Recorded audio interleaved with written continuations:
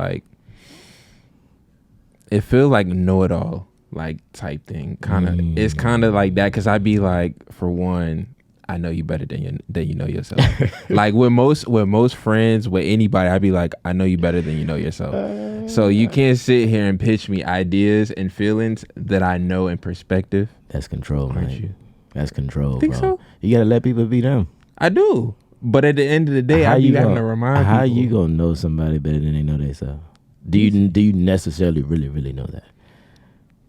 No. Yeah, if they confirm it, I do. See, nah.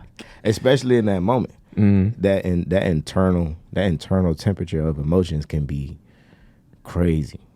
Like you don't necessarily. They might have never ever let you know what that actual temperature is. They just give you a gauge, and that's the only thing that you can really work off of. So that's true. You really think you know.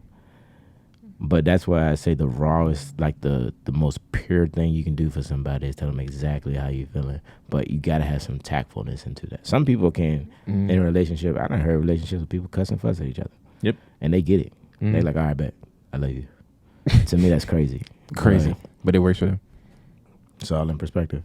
You know what I'm saying? That's the crazy part of life is perspective and expectation. So then, what would you call it then if every single time, well, maybe not every single time because that's not realistic, but most of the time, I say like 90% of the time, somebody throw their emotions at you, you able to compartmentalize them, give it back to them, and be like, I know you probably feel this, remember this, and like adding everything else in there, and you be able to package it back to them. They're like, dang, you're right. What would you call that?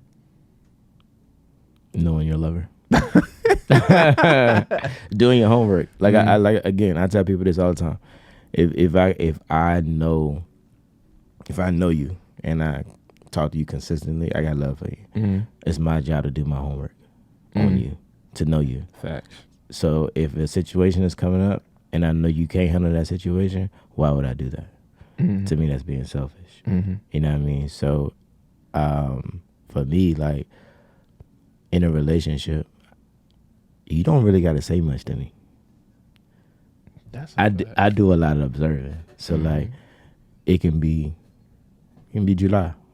I'm like, babe, I really like these Oakleys. I'm like, yeah, they all right. They all right, yeah. We not getting them today. You know, I won't say that. And I'll be like, well, how much it cost? You know, like 150. I'll be like, oh, okay, cool. I remember it. Facts. And then, you know, just cuz gift on September the 16th. Exactly. Papa, here you go. You know what I'm saying? Stuff like that. Or, you know this body language after a long day. Like you've seen that body language before. So you be like, hey, I'll be right back. And that's the day you run to the store and do something. You know, a nice little gesture to try to pick up the spirit because you noticed it. But again, that also comes in being able to step outside of yourself and actually pay attention to the person that you're dealing with. That's a skill. That's a skill. Some people have to be spoon-fed, that type of deal. Yeah. That's a skill. So you got to be able to necessarily put yourself in the position to thrive in your partner's love language or your friend's love language. You got to thrive in order for them to maintain it. How do you maneuver